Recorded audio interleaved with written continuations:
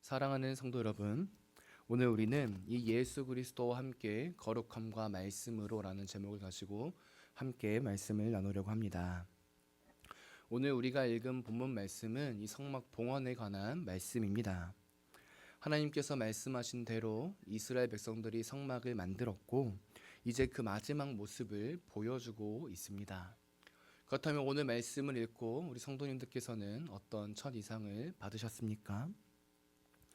오늘 우리는 이 말씀을 읽으며 이 긴 출애굽기의 말씀이 이제 끝을 내린다라는 생각이 들기도 하고, 한편으로는 이 성막의 완성을 보며 우리 교회 예배당의 이 완공을 이제 곧 바라보게 되겠구나라는 생각도 들기도 합니다. 그러면 오늘 본문 자체가 우리에게 주는 유익은 무엇일까요? 더욱이 이 구약 시대에 나타났던 성막이 지금 우리에게는 없는데 그럼에도 우리에게 주는 은혜는 무엇일까요?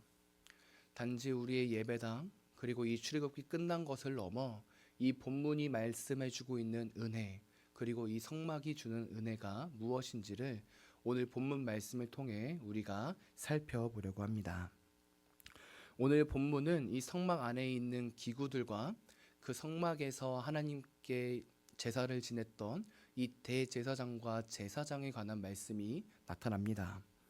특히 이 아론과 그의 아들들에게 거룩한 관유를 부어서 기름을 부어서 그들을 거룩한 자들로 나아가 대제사장과 제사장으로 세우시는 이 하나님의 모습을 볼 수 있는데요. 우리는 이 본문 말씀 속에서 먼저 이 두 가지 은혜를 누릴 수 있게 됩니다. 첫째는 바로 이 아론과 그의 아들들, 이 제사장 직분을 감당하면서 거룩함으로 나아갈 수 있는 이유가 바로 그들 스스로에게 있는 것이 아니라 하나님께서 입혀 주셨던 은혜가 있었기 때문이라는 사실을 오늘 본문 말씀을 통해 확인할 수 있는데요. 13절을 보십시오. 이렇게 말합니다. 아론에게 거룩한 옷을 입히고 그에게 기름을 부어 거룩하게 하여 그가 내게 제사장의 직분을 행하게 하라. 아멘. 아론과 그의 아들들이 어떤 존재입니까? 그들은 거룩함을 스스로 가질 수 없는 자들이었습니다. 그들 스스로 제사장이 되고 대제사장이 되어 하나님 앞에서 이 직분을 감당할 수 없는 존재였던 것이지요. 그런데 그런 자격 없는 자들을 하나님께서 택하여 주셨고, 하나님께서 거룩한 관유를 통해 그들을 부어주심으로써 그들이 거룩한 자가 되었고, 거룩한 자로서 직분을 감당할 수 있는 존재가 되었다는 사실을 오늘 본문이 우리에게 말해주고 있는 것입니다. 그리고 이로써 그들은 이 거룩한 하나님의 임재 안에서 이제 하나님의 말씀에 따라 그분이 명령하신 대로 이스라엘 백성들에게 죄 용서함을 가져다 주는 놀라운 직분을 행하게 해주었는데요. 이 은혜의 사실을 우리 삶에 한번 적용해 보도록 합시다. 우리도 거룩하신 하나님 앞에 하나님의 자녀로서 살아가는 존재입니다. 그러나 이 사실 속에서 중요한 것은 우리 역시도 우리의 거룩함 역시 하나님의 자녀로서 거룩함을 행하고 선한 행실을 행함에도 불구하고 그 거룩함과 행함이 우리 스스로 나온다는 사실이 아니라는 것입니다. 우리가 스스로 거룩함을 향해 나아가는 것 같고 우리가 스스로 성화의 삶을 우리의 의지대로 살아가는 것 같지만 성화의 삶, 나아가 이 거룩함의 삶, 그 모두가 하나님께서 주신 은혜가 선행되어야지만 가능하다는 것입니다. 하나님께서 우리에게 거룩을 덧입혀 주셔야 하는 것이지요. 그리고 놀랍게도 우리 예수님께서 이 땅에 죽으시고 부활하심으로써 우리에게 의로움을 전가해 주셨을 뿐만 아니라 거룩함을 덧입혀 주셨습니다. 그래서 우리를 거룩한 존재로 만드셨고 그 거룩한 존재로 만든 우리가 그 거룩함의 힘을 입어 이제 하나님의 자녀로서 살아갈 수 있는 그 이유와 행동을 갖게 된 것입니다. 우리의 모든 선행, 우리의 모든 거룩함, 이것이 우리의 행동을 통해서 먼저 나타나는 것이 아니라 하나님께서 거룩함을 우리에게 주셨기 때문이다라는 사실을 오늘 말씀을 통해 우리는 확인할 수 있는 것입니다. 구약에 있었던 대제사장, 나아가 제사장, 나아가 그들 모든 이스라엘 백성들뿐만 아니라 우리 역시도 하나님의 거룩하심이 있어야지만 거룩한 존재로 살아갈 수 있는 자들이라는 것입니다. 원하기는 오늘 한날 우리가 이 먼저 하나님께서 주시는 은혜를 누려야 합니다. 그 하나님께서 주시는 거룩함의 은혜, 나아가 그분이 우리를 위해 죽으시고 부활하신 은혜가 선행되어야지만 우리의 삶에서 각자의 자리에서 하나님의 영광을 위해 나갈 수 있다는 사실을 깨달으시고 먼저 말씀을 통해 그분의 은혜를 듬뿍 누리시는 귀한 성도님들이 되시기를 소망합니다. 그리고 그 은혜 가운데 있을 때 우리의 자리에서 마땅히 하나님의 자녀로 걸어갈 수 있다는 사실을 깊이 깨닫고 나아가는 오늘 한날이 되기를 원합니다. 그럼 두 번째로 오늘 본문이 우리에게 주는 은혜는 무엇일까요? 바로 이 성막의 모든 요소가 여호와께서 명령하신 대로 되었다라는 것입니다. 오늘 본문 16절, 19절, 21절, 23절, 25절을 보십시오. 여호와께서 모세에게 명령하신 대로 되니라 라는 이 비슷한 문구가 계속해서 나타납니다.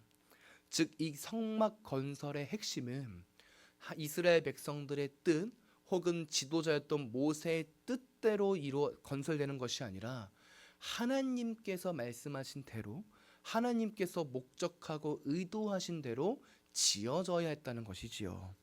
당연한 거 아닙니까? 성막이 무엇입니까? 이스라엘 백성 공동체 가운데 하나님께서 임재하신다는 사실을 보여주는 장치입니다. 그렇기 때문에 이 성막은 어떤 세상의 가치관으로 따라 살아가는 것이 아니라 지어지는 것이 아니라 하나님의 말씀대로 그분의 의도대로 지어지는 것이 합당합니다. 그리고 놀랍게도 이스라엘 백성들은 그 합당한 모습 그대로 그 성막을 건설합니다. 하나님의 뜻대로 하나님께서 말씀하신 대로 한치의 오차 없이 성막을 건설한 것이지요. 하나님의 말씀에 그대로 순종하는 이스라엘 백성들의 모습을 볼 수 있는 것입니다. 그리고 이 모습 역시 우리에게 중요한 통찰을 주는데요. 사랑하는 성도 여러분, 출애굽기 시대에는 하나님의 임재의 상징이 바로 이 성막이었습니다. 그렇다면 다윗 시대 이후에는 무엇이었습니까? 바로 솔로몬이 지었던 예루살렘 성전이었겠지요. 그렇다면 신약 시대인 지금 우리에게 주어진 하나님의 임재는 무엇입니까? 바로 예수 그리스도입니다. 하나님의 임재의 상징이 아니라 하나님 그분 자체가 이 땅에 오심으로써 우리와 함께 하시는 놀라운 임마누엘의 역사가 우리 가운데 주어지게 된 것입니다. 그리고 놀랍게도 임마누엘 하신 예수 그리스도께서는 교회의 머리가 되셨습니다. 그리고 우리는 그 머리 대신 예수 그리스도를 통해 새로운 교회가 되고 하나된 교회가 되어 즉 몸된 교회가 되어 우리 안에 예수 그리스도가 함께 거하는 존재가 된 것입니다. 무슨 말입니까? 성도 한 사람 한 사람이 성막이자 성전이 된 것입니다. 그렇다면 성도이자 교회인 우리는 어떻게 살아가야 합니까? 오늘 이스라엘 백성들이 하나님의 말씀을 그대로 따라 성막을 지은 것처럼 성막 자체인 성전 자체인 우리는 하나님의 말씀에 100% 순종하며 살아가야 하는 존재임을 깨닫게 되는 것입니다. 하나님의 말씀에 따라 살아가는 것이 당연하고도 자연스러운 것이라는 것이지요. 하나님의 말씀을 듣고 그 말씀의 원리에 따라 우리의 삶 곳곳에서 그 원리를 가지고 살아가는 것, 그것이 바로 교회인 우리가 행해야 될 모습입니다.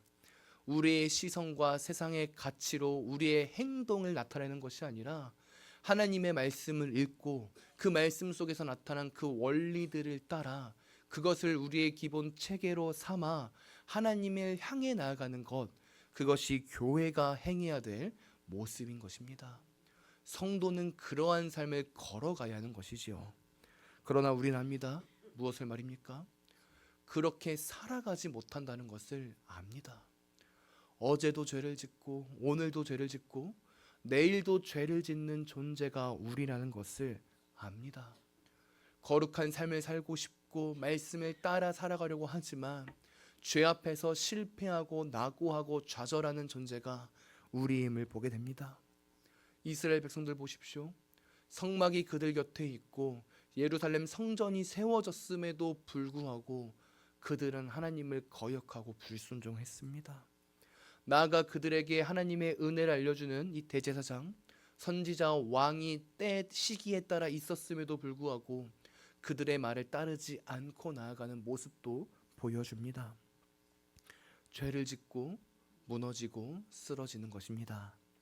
그렇다면 그런 우리의 삶 속에, 그런 죄된 삶 속에서 우리는 어떻게 살아가야 할까요?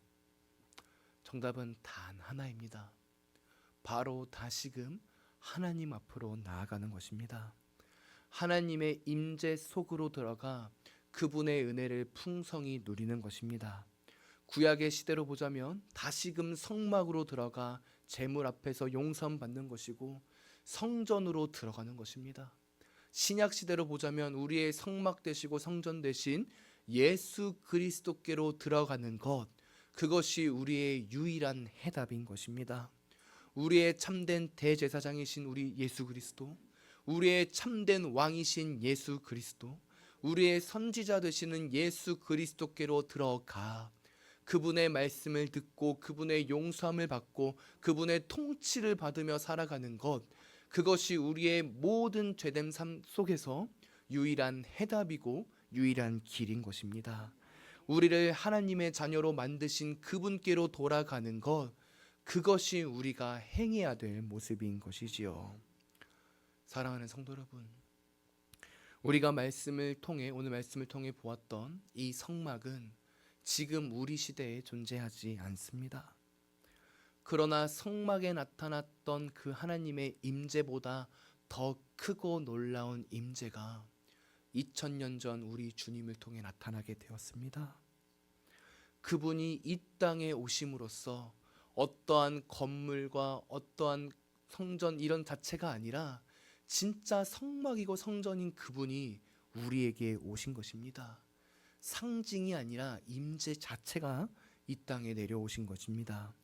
그리고 놀랍게도 그분은 이 땅에 오셔서 성령으로 기름 부음 받으셨습니다. 세례 요한에게 세례 받지 않으셨습니까? 그 가운데 성령이 비둘기같이 나타나지 않았습니까? 또한 대제사장과 이 제사장이 거룩한 관유로 기름 부음 받은 것보다 더 크고 놀라운 은혜를 받으신 참된 대제사장이 되신 것입니다. 나아가 그분은 이 땅에서 모든 말씀을 다 지키시기도 하셨습니다. 이스라엘 백성들, 대제사장 그들 모두가 지키지 못했던 하나님의 말씀을 우리 주님께서는 다 지키셨고 온전히 거룩한 그 모습으로 나아가셨습니다. 이 세상의 피조물과는 다르게 완전하고 온전하게 행하신 것입니다. 그리고 그분은 그 아름다움의 최고점인 십자가에서 죽으심으로써 우리에게 제물이 되어 주셨습니다. 성막에서 이스라엘 백성들이 매번 죄를 지을 때마다 이 제물들을 가지고 나아간 것과는 달리 우리 주님께서는 단번에 십자가에서 죽으심으로써 영원히 우리의 큰 제물이 되어 주신 것입니다. 이제 그렇게 우리는 성막이 아닌, 이 성전이 아닌 예수 그리스도 통해 구원받게 되었고 그분을 통해 거룩함을 누리게 되었고 그분을 통해 하나님의 자녀가 되었습니다. 오직 그리스도를 통해 하나님을 배우는 놀라운 은혜가 우리에게 주어진 것입니다. 그렇게 우리에게는 이 출애굽기 시대에 있었던 성막이 필요치 않습니다. 나아가 예루살렘 성전, 스룹바벨 성전도 필요하지 않습니다. 오직 우리에게 필요한 것은 예수 그리스도입니다. 우리의 참된 성막이시고 성전이신 그분만이 필요한 것입니다. 이제 말씀을 마무리하겠습니다.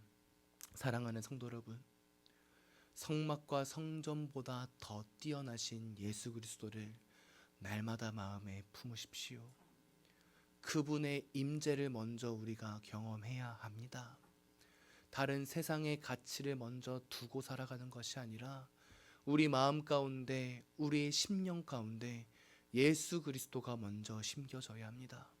그리고 그 심겨짐은 오직 그분이 계시되어 있는 하나님 말씀으로 가능합니다. 그렇게 말씀을 읽어야 하고 설교를 가까이 해야 하는 것입니다. 그런 놀라운 은혜가 우리 교회 가운데 오늘 이 한날 가운데 넘치기를 소망합니다. 그리고 그렇게 우리가 마음 가운데 심겨졌다면 이제 오늘 말씀의 적용점과 같이 거룩한 삶을 살아가야 합니다. 우리의 삶 속에서 다른 세상 사람들과는 다른 거룩하고 아름다운 모습으로 살아가야 합니다. 더욱이 하나님의 말씀을 따라야 합니다.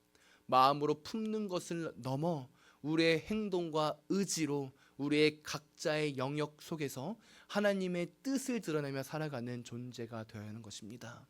그것이 바로 교회된 자들의 모습이요, 성막 가운데 계신 예수 그리스도를 믿는 자들의 모습이요, 온전히 하나님의 자녀가 서갈 모습인 것입니다. 그런 놀라운 은혜가 우리 교회 가운데 넘치기를 간절히 소망합니다.